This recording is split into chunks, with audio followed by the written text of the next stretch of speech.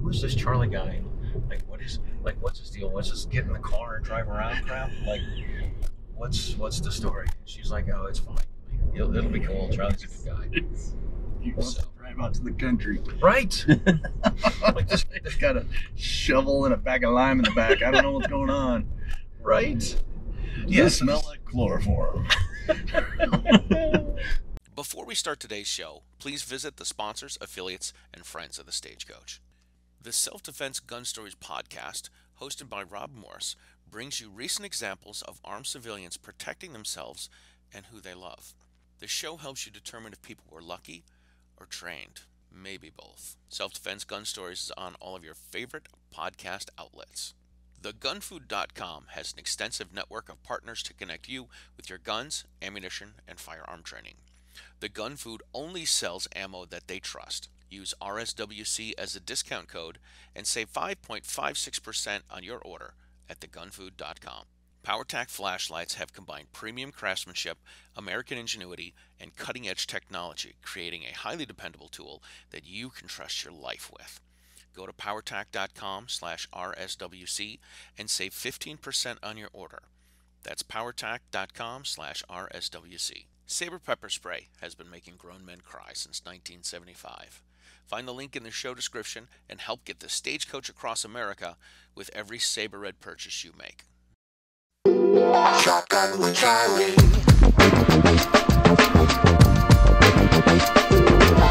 Riding shotgun refers to the practice of sitting next to the driver in a moving vehicle.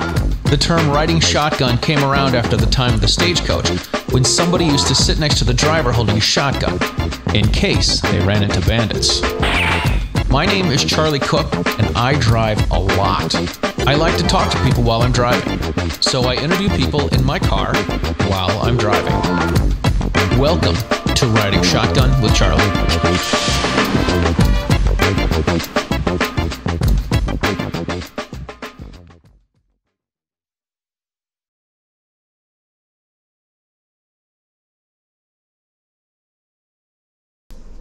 All right, before we start this episode of Riding Shotgun with Charlie, I want to thank you for tuning in and watching the show.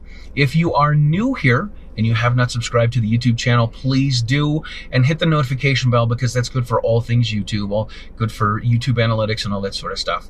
If you're listening to the podcast, please subscribe to that as well.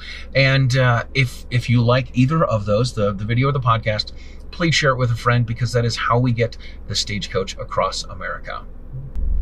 All right, welcome to this episode of Riding Shotgun with Charlie. Today we are in Elizabeth, Colorado, and I have with me Quinn Cunningham from Faster, Colorado. Thanks for having me. Thanks for hopping in the car with me. I love the gun folks because legit, like, gun folks are good folks. And I told Laura Carno that I was coming out here, and she's like, I've got some people you need to have on the show. Yeah. So I don't know why she picked me, but your charming good looks. that's probably what it is. Right. My cherub-like demeanor. Something like that. Something like that. Anyway, so tell us about yourself. You were a SWAT officer. You are a faster instructor. You're a competitive shooter. Yep. Sponsored by Shadow Systems. By Shadow Systems. These are guns that I can't afford, and I probably can't get in Massachusetts. Probably not. Because it's occupied territory. Right, exactly. So yeah, so tell us about yourself. How did you become a gun guy? Well, ever since I was a little kid, I think all boys have this intrinsic attraction to firearms. And pretty much any kid over 12 years old is an expert in firearms. And right. My brother-in-law was my influence. Great dude. He really taught me everything as far as what being a man is, and the virtues and leadership. And one of those things is he was a big gun guy. Took me shooting for my first time, and it sunk in immediately. Immediately, I was attracted, and so it just built from there. I grew up in Nebraska, and I was a latchkey kid. I would come home from school, no one was home, and I would go out and shoot. That's So cool. yeah, until they my parents were wondering where the ammunition was at. I'm like, Right. I don't know. It's like unlike the rest of us that used to put water in the vodka bottle. Yeah, exactly. I couldn't put 22. I couldn't find any 22 rounds to put in there. Yeah. So and then it just continued. And I decided I wanted to be in law enforcement, and the decision came because I watched Lethal Weapon. And oh my god! And they drove fast and shot a lot of guns, and I'm like, I want to do that. So was it Mel Gibson or Danny Glover? It was Mel Gibson who was like, yeah, I want to be like that guy. Maybe not the Beretta, but right. I want to be like that guy. And it's funny. I work at the academy now. I'm the director, and these young kids coming in, 21 to 25. They're like, I want to help my community, and I'm like, all of you are lying. Not one of you says you want to drive fast and shoot guns. Right. There's some bullshit in here somewhere. Exactly. Oh my god, that's great. And then just made it to law enforcement. Did a little stint in the jail. Everybody had to work in the jail for a little bit. Got out to the road. Always wanted to be on SWAT. Made it on SWAT. 22 years on SWAT, and then now I work at the academy. That's cool. Yeah. That is cool. Yeah, being SWAT, so it's the same as the police, right? It's just a little bit more training, a little bit more specific. Yes, it's more focus of effort. So for the team, you have to be in law enforcement for a certain amount of time. Yeah. You have to have good performance evaluations, and then we do an assessment. Assessment for my teams is a 3-day assessment where it's mentally and physically challenging. We get you tired, and then we throw in mental problems. It's all about problem solving. It's all about teamwork and performance under stress, and then make it to the team. I was lucky. I made it all the way to a supervisor with some of the greatest dudes I've ever met in my life. Some of the most morally and ethically strong individuals. But they're SWAT guys, so being a supervisor of a SWAT team is like herding cats, but these cats are hopped up on energy drinks and have machine guns. So that's a great way to put it. Yeah, it's exactly. It's like great dudes. It was the best, most rewarding time of my life. That's cool. That's cool. Yeah. So how does being a police officer lead into being a competitive shooter? Well, it's a funny story. I was the lead firearms instructor for my agency, and I wanted to see if the things that I was giving the troops was it equitable? Was it good? Would it save their lives? And so, well, let me try something different. So I went to a Glock competition where it's no movement, there's no reloads, there's no manipulation. You just shoot a little certain course of fire. Right. And when the timer went off, I had an adrenaline dump.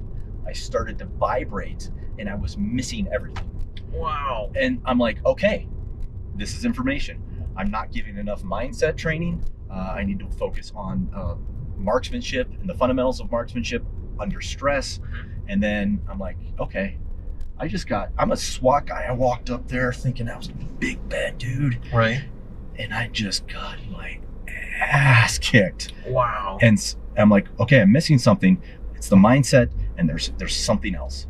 And it opened my eyes to this completely different world of high performance shooting, and I was addicted.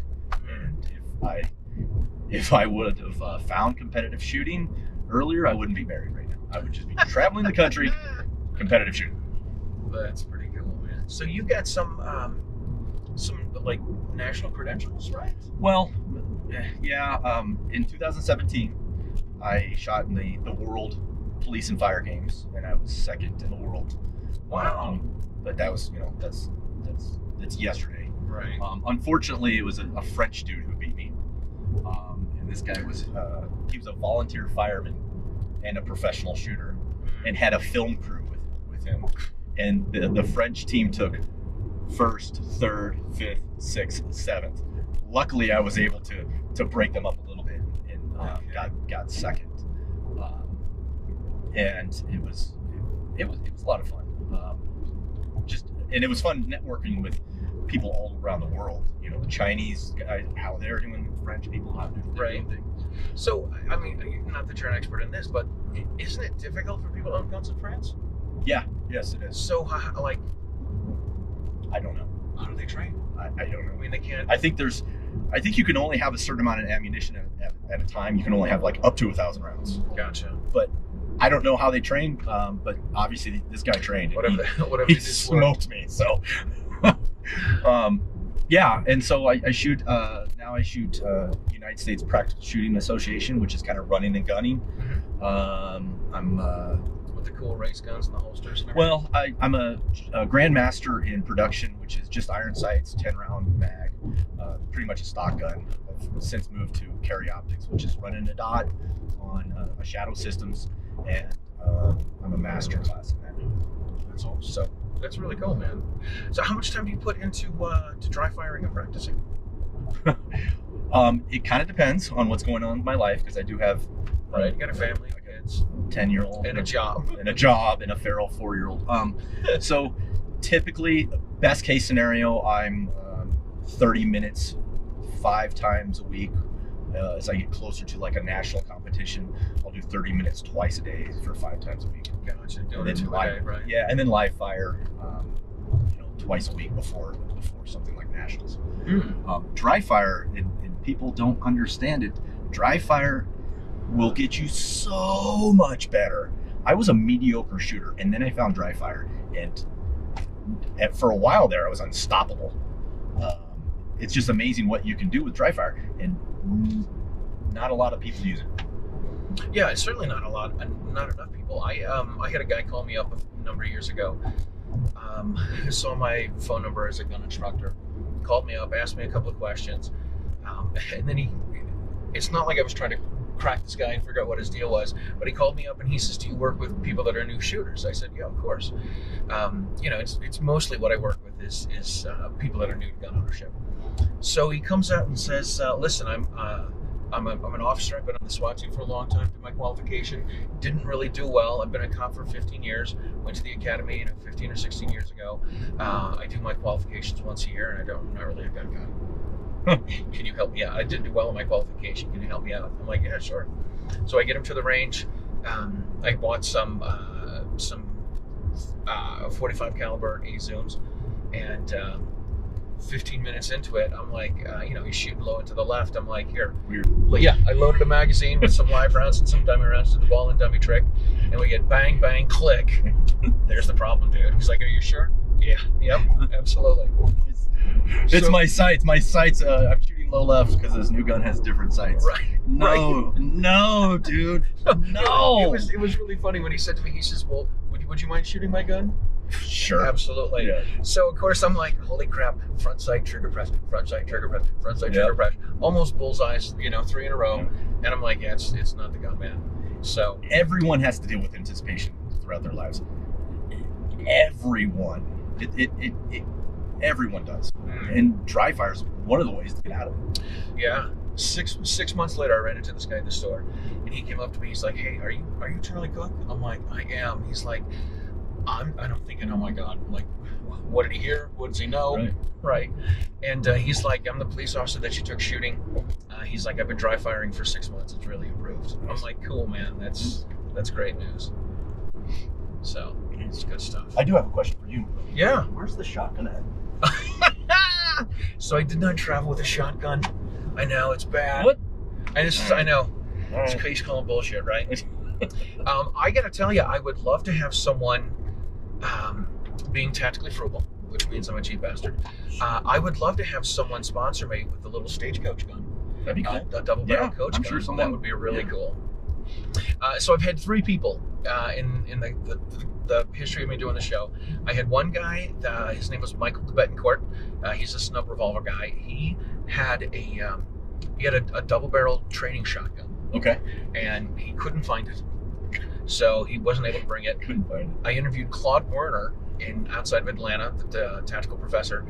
He brought a little MP5 airsoft gun, which is pretty cool.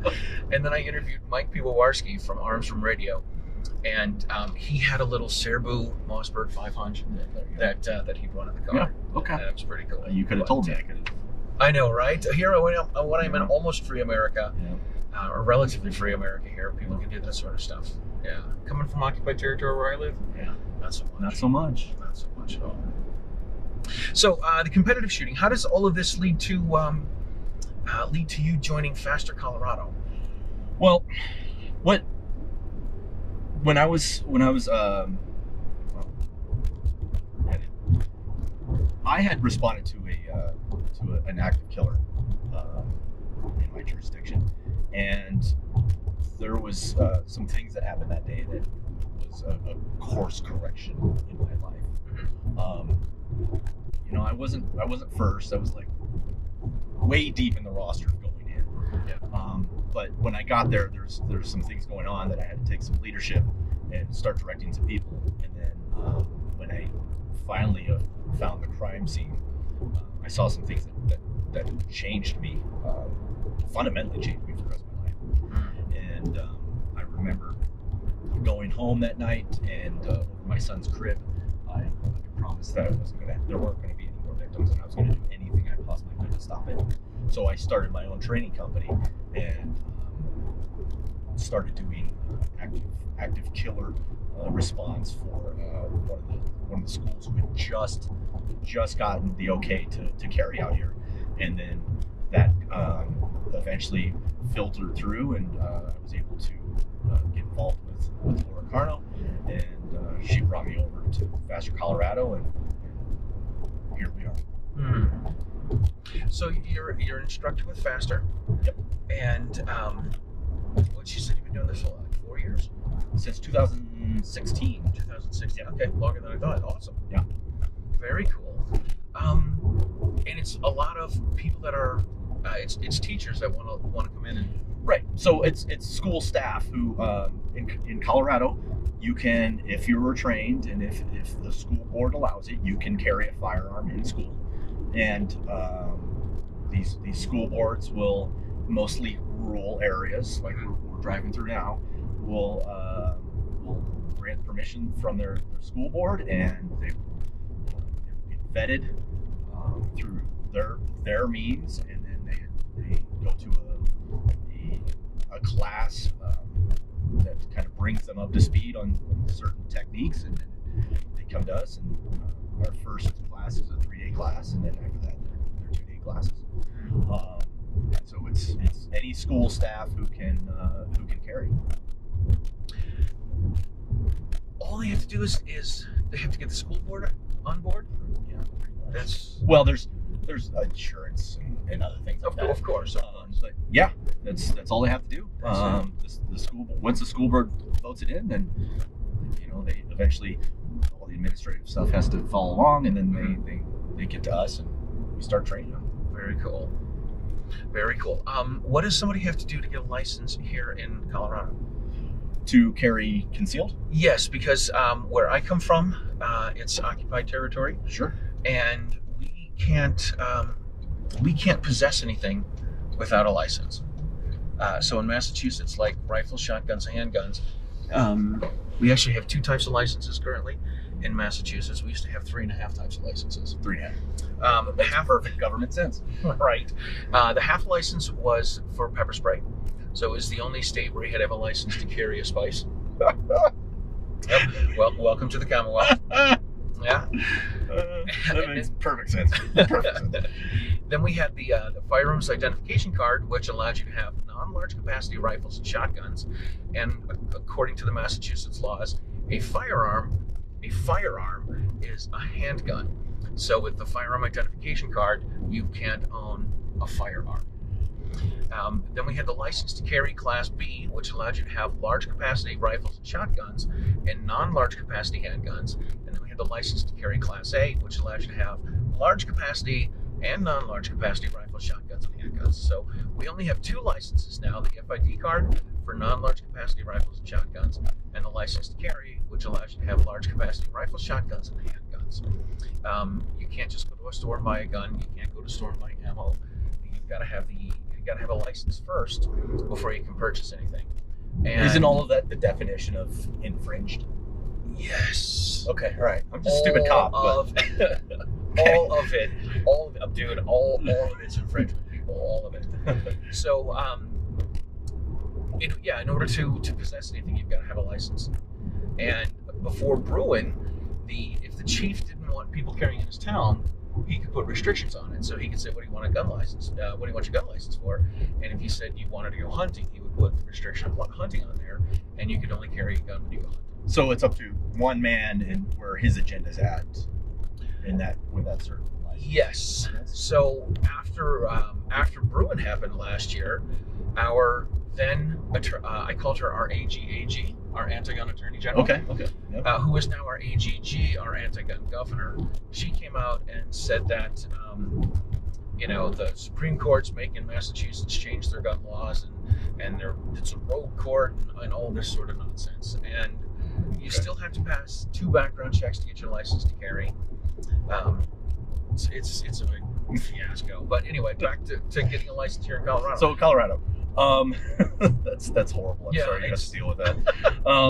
At Colorado, although Colorado is California light, it's really not that difficult to get your concealed permit.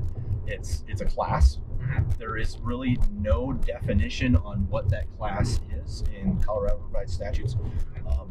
Essentially, all it is you have to demonstrate proper handling of a firearm, which really doesn't mean shooting. Right. We do have magazine restrictions, because it's the magazines that are killing people, not the people who are killing people. So, you have to, when you buy a firearm, you need to get a background check, and that's really about it. There's some new laws coming down. I don't know where they're at right now, but they'll be tightening some things up. Yeah, gotcha. It's it's ridiculous. I wasn't sure. One of the other people I interviewed, I called her up and said, "Hey, I want to find out if I can bring my carry gun with me." And she said, "You can bring it, but you can open carry without a permit." And I'm not an open carry guy. No. Because I don't want people to know I've got a gun on me. Sure. So. No, because you'll be the first target. Right. That's exactly what I think, and I don't want to be that. And she was actually telling me that some people will come up and try to take your gun from you and whatnot. And she said she was out hiking on a trail, open carrying, and some woman, some crazy carrying, right, threw her arms up and she's like, I'm unarmed, please don't hurt me.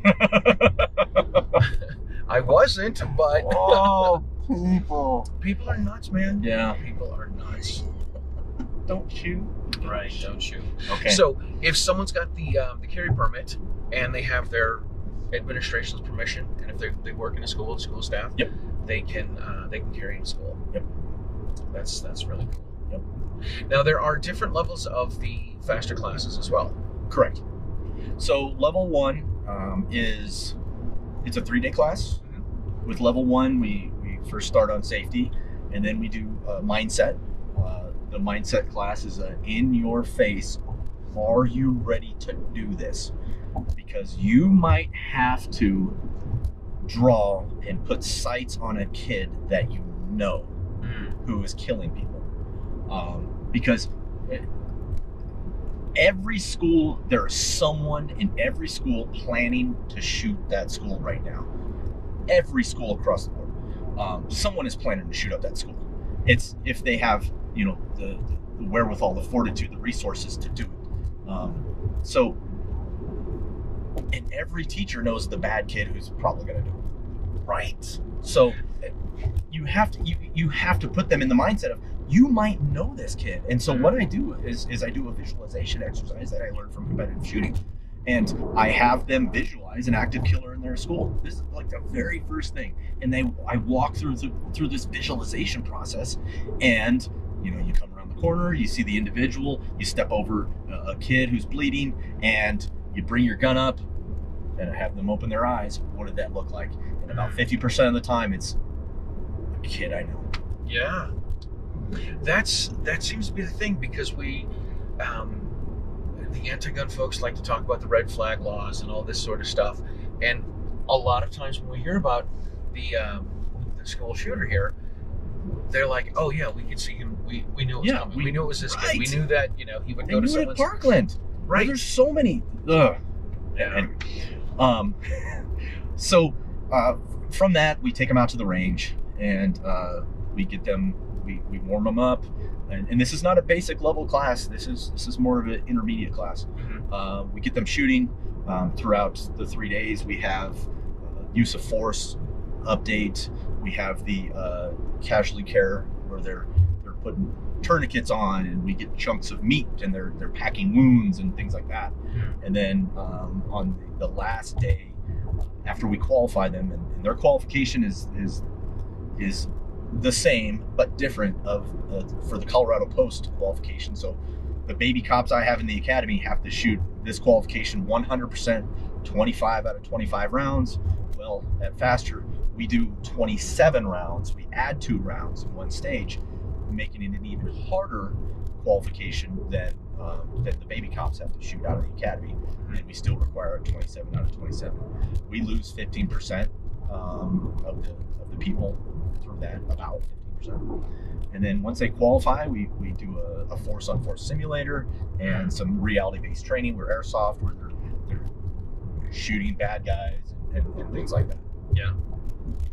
I did the Faster class in Ohio a couple years ago, and I've been teaching in public and private schools for 30 years.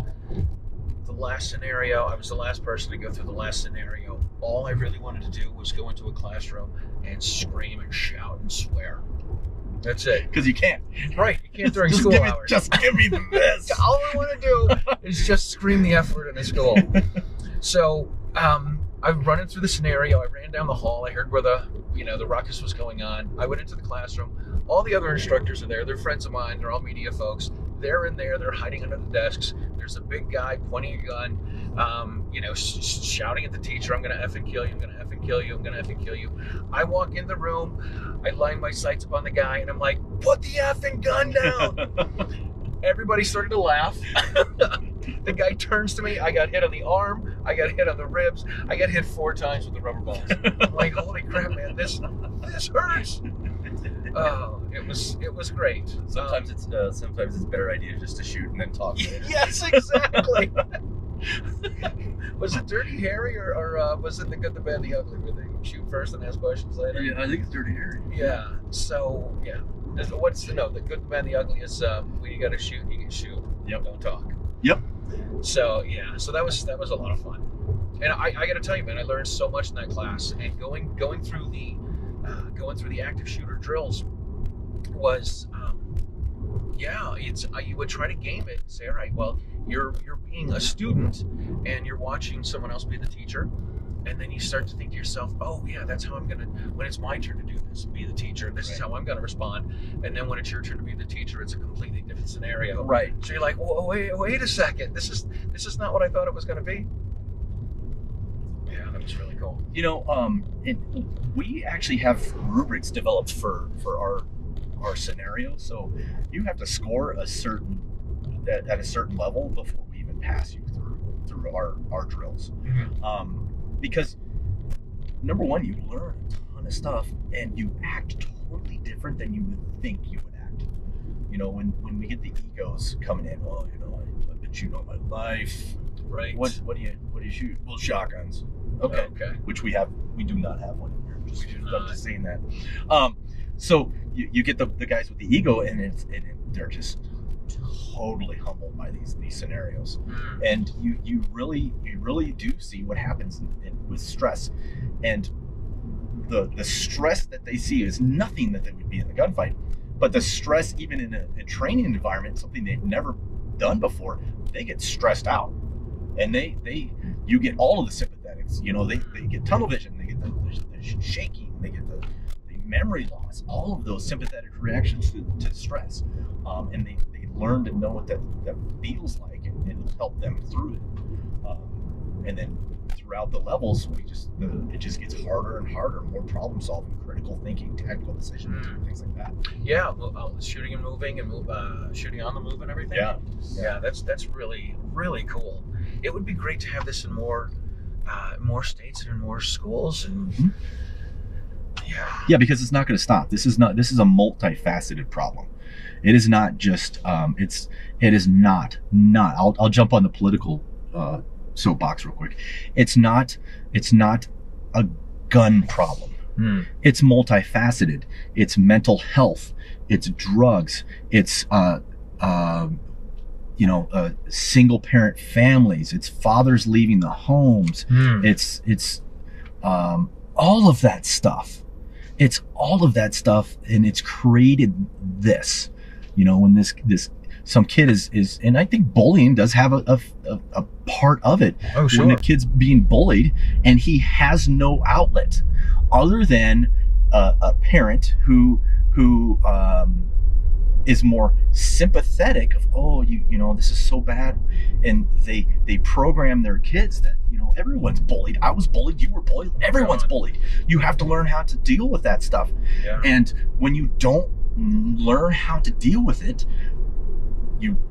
here you are in video games. Video games at a young age are teaching kids to do this. Yeah. I mean, I play video games and I'm 50, but if you have a kid who's 6 years old, they shouldn't be doing it. And you put all of these factors up, and that's how we're getting this problem.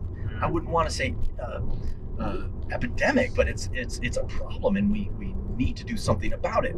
And it's my opinion, and again, I'm just a stupid cop, but when evil comes, and if enough people face evil and look it in the eye, and we start fighting back, and we are armed, and an armed society is a polite society, this will stop, because there's repercussions.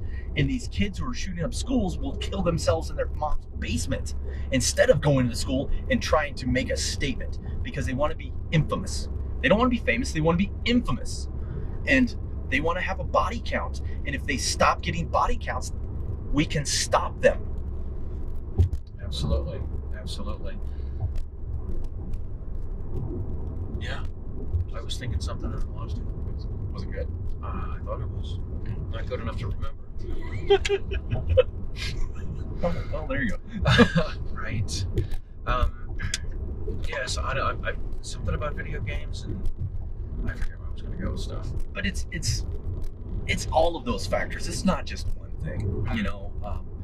I think, and it's just my opinion, that things in our country kind of went to crap when mothers started working and stopped taking care of the home and taking care of the kids. Yes, women should work.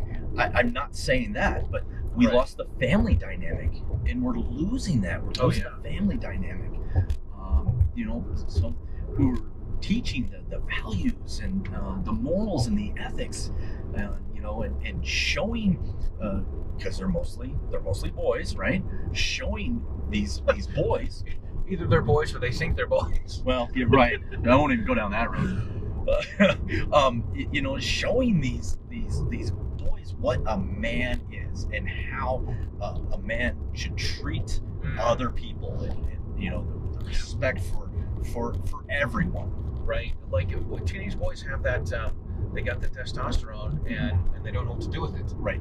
And they have the testosterone, but they lack the wisdom. Right.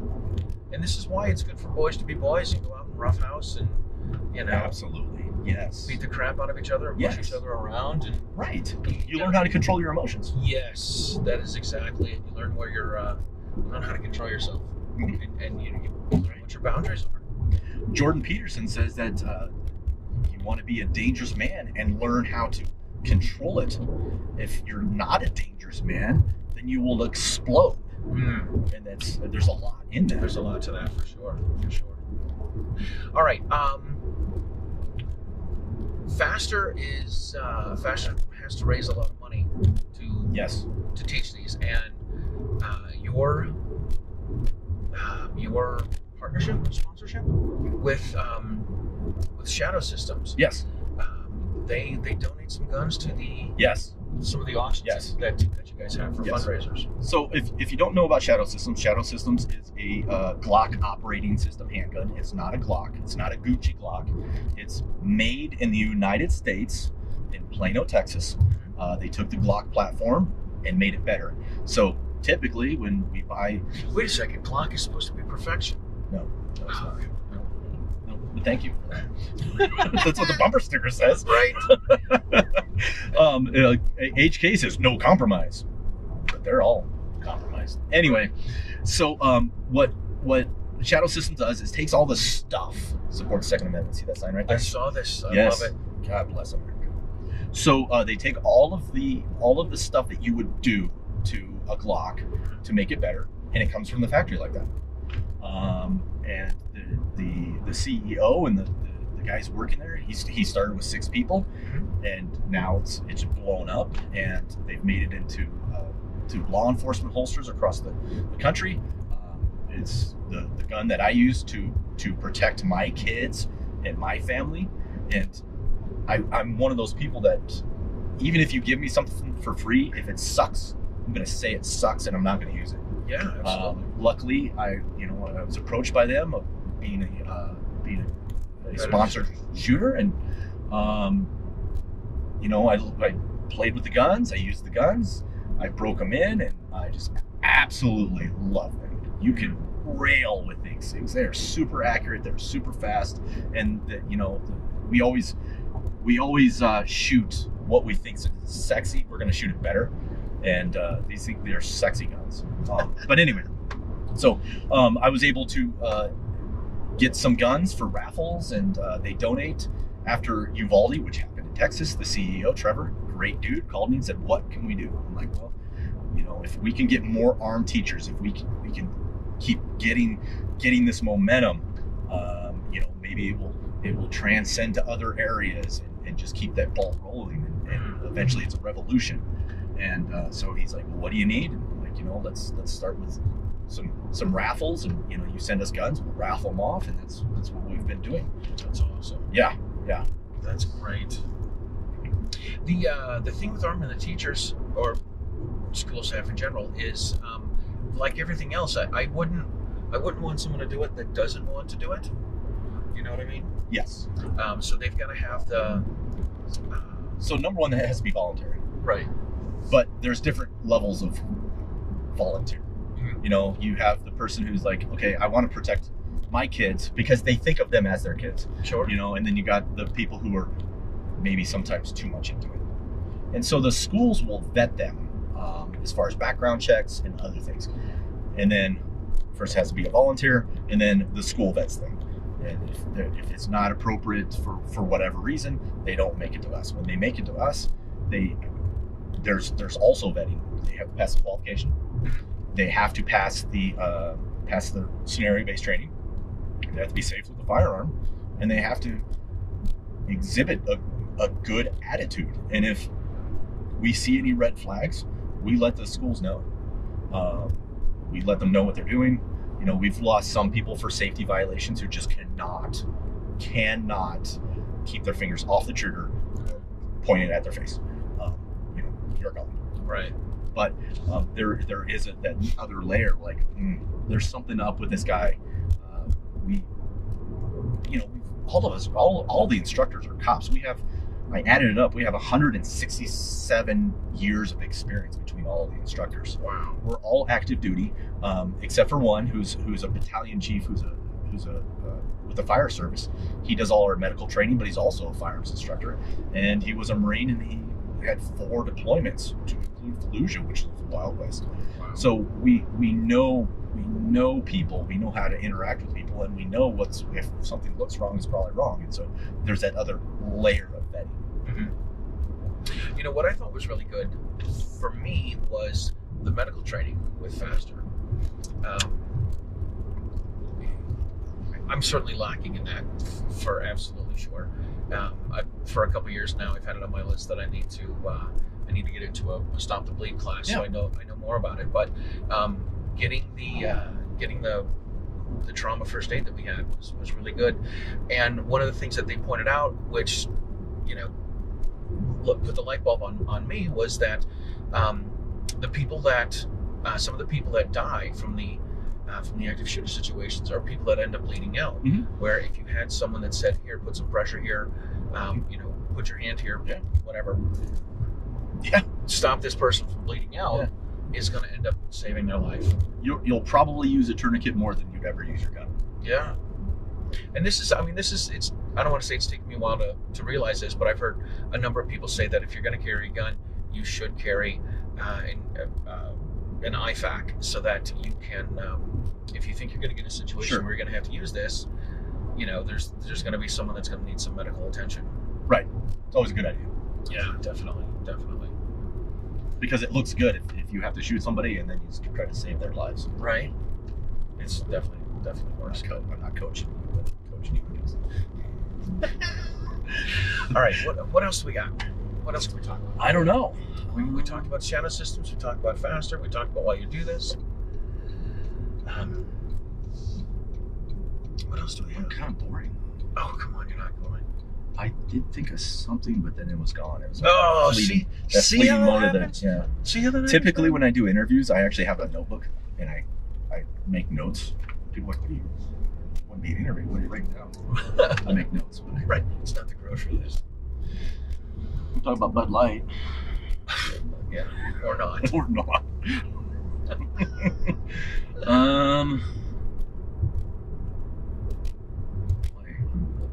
Come on, you gotta have something. I gotta have something. You gotta have something good. We're almost done. You gotta have something good. So,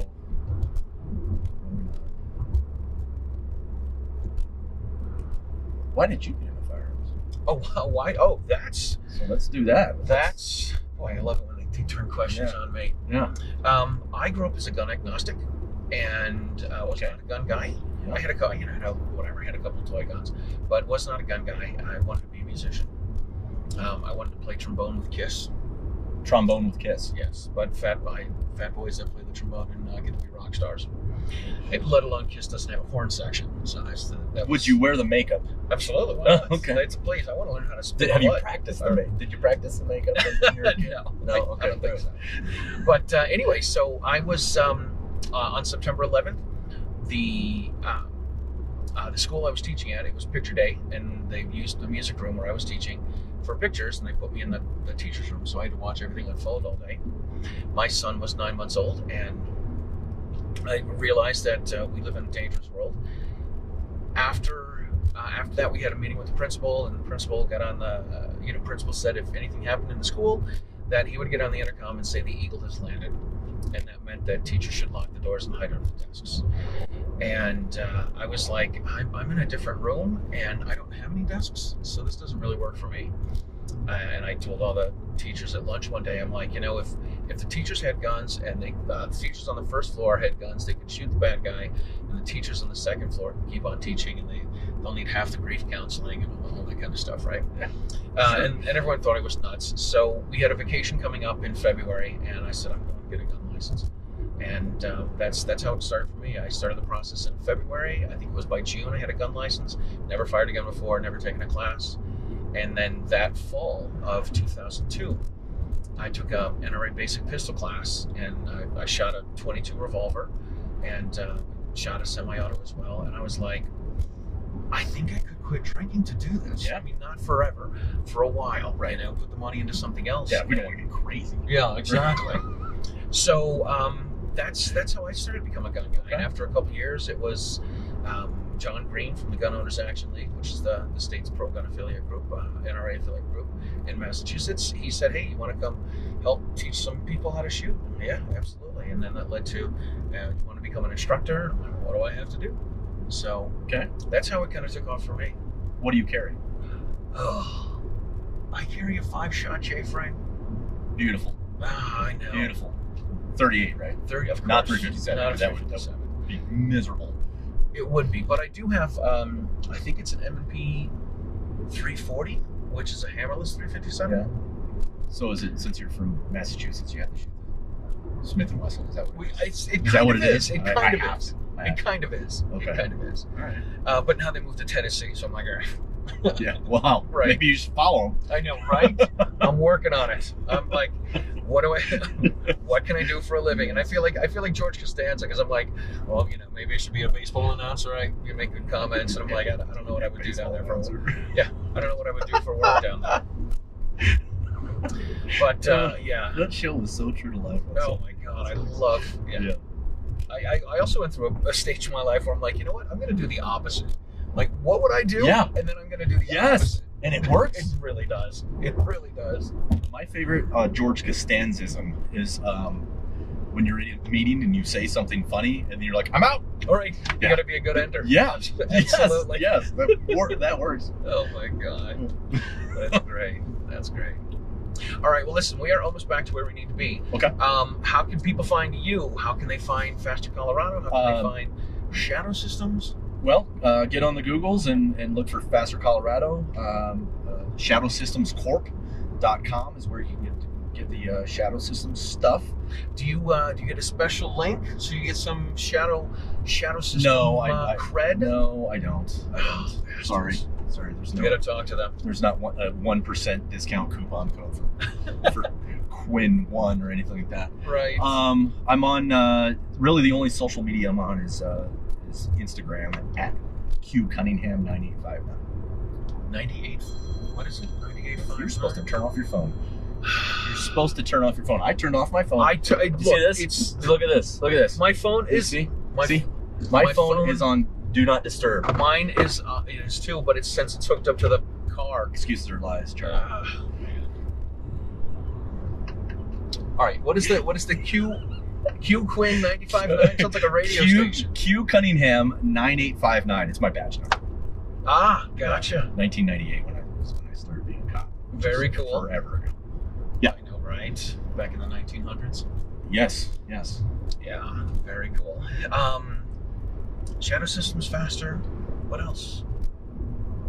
That's all the stuff. That's all you got. I mean, I could go in a little bit about the active killer I went to. Oof. If you want to get heavy.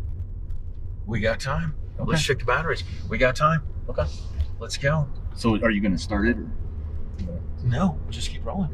are you going to like ask me a question? Oh, Are you going to, how do you want to do this? So it doesn't look like, hey, what else should we talk about? Well, I can talk about this. All right, how about you just start off with, let me tell you about this. That's how you want me to start? I'll edit this on a little bit. Okay, all right. Are you good with editing? I'm not too bad. Okay. So in, while being a police officer, I responded to an active killer. I was actually on light duty. I had injured myself doing something very heroic. I fell down the stairs carrying a laptop, blew out my knee. But I saved the laptop. Laptop was what's important. So I was sitting in the training unit working on lesson plans for the firearms training. And one of the investigators comes running down and yells, "We have an active shooter." And so I wasn't supposed to be armed. I wasn't supposed to have anything on me that says I'm a cop. I couldn't have any interaction with the public, but I didn't care about any of that. I went. I ran in the back. I grabbed an AR-15 that wasn't mine, not zero to me, and a bag of ammunition that from someone who got fired, and limped downstairs, got in this investigator's car, and we took off. I did have a Glock 26 in an appendix holster because I wasn't supposed to carry. And the Glock 20, yeah, that's the Glock 26, what you should carry when you're not supposed to carry. Exactly. So we went to the school, and when we arrived, you know, all of the on-duty guys were there, all of the patrol guys were there, and starting to head in, and I go limping into the school with an AR-15, and I look, and I'm not wearing anything that identifies me as a peace officer.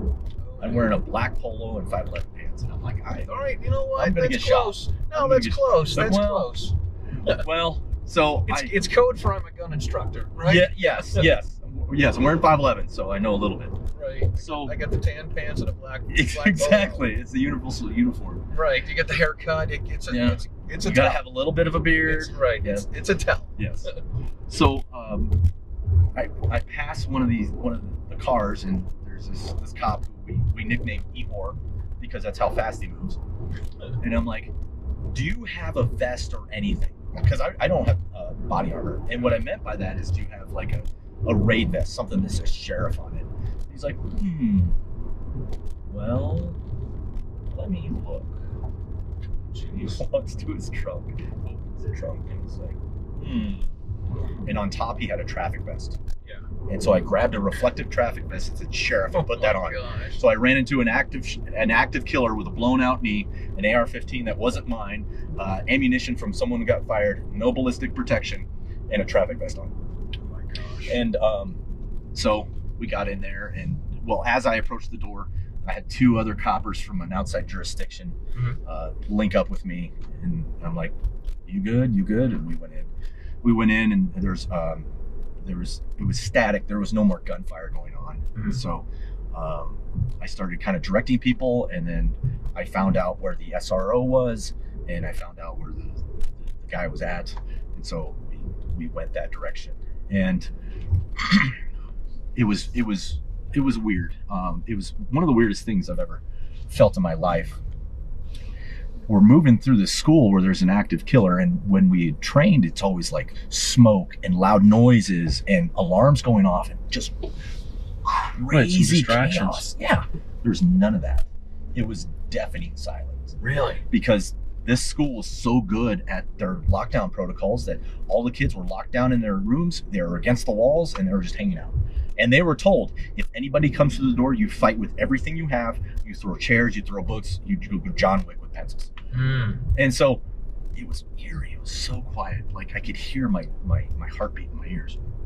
So as we're moving through, I find the SRO, and he's in the library. And in this library, this guy had thrown a couple Molotov cocktails, which didn't work really well. And you could smell the accelerant. I linked up with the SRO, make sure he was good. This individual had shot himself with a shotgun, and so he was clearly dead. And I wasn't going to do any life-saving efforts on him anyway. Right. And so we went looking for more victims, and that's when I ran into the crime scene. And what this guy had done is he walked into a door that was supposed to be locked, and first person he saw, she said, "What are you doing?" And he fires at her and misses, and you can see the evidence on the brick where he missed. And then he fires at her head and he hits, and you can see the evidence of that on the brick. And then on the ground is it's brick and dirt and debris and blood everywhere. And I see this blood, this clear spot, and there's this long piece of just straight beautiful hair just laying there. And that's the part that changed my life. I looked down, and all of this evil was surrounded by beauty, or all this beauty was surrounded by evil, and the beauty in just this lock of hair was transcending, and it was as if this beauty was holding evil back.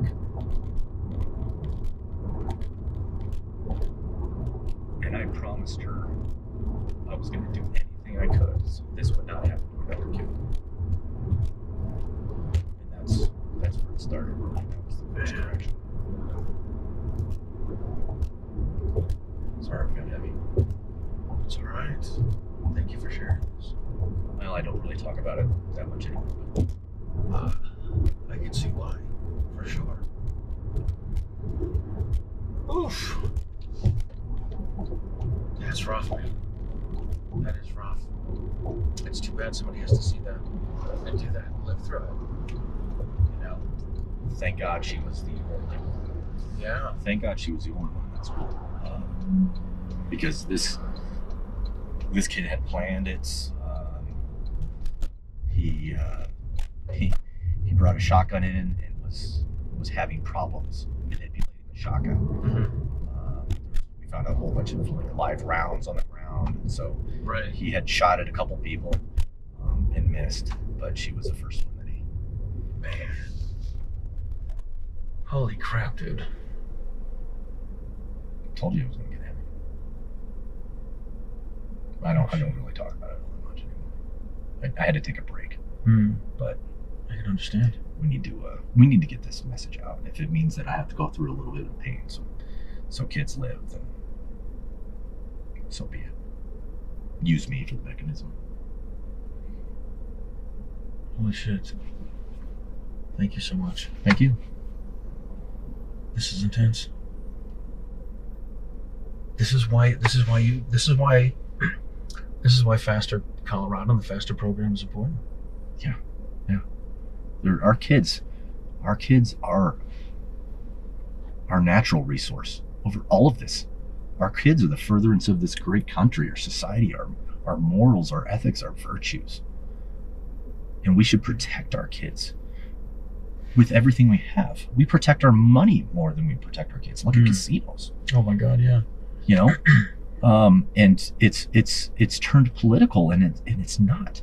Kids should not be worried about getting killed in their school.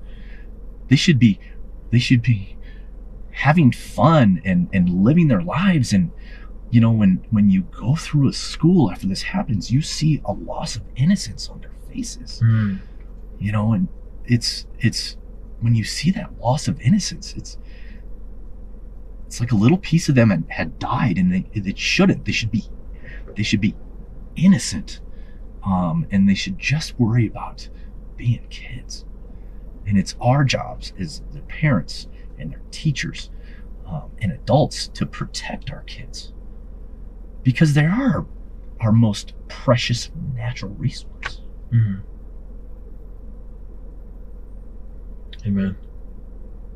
God bless America. Again, thank you. Thank you. This feels ridiculous to wrap it up after that. What do you want to do? We're going to wrap it up. Okay, we'll wrap it up.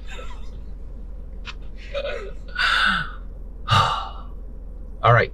If you are not a member of the Second Amendment Foundation, go to saf.org and join. It's $150 for a lifetime membership.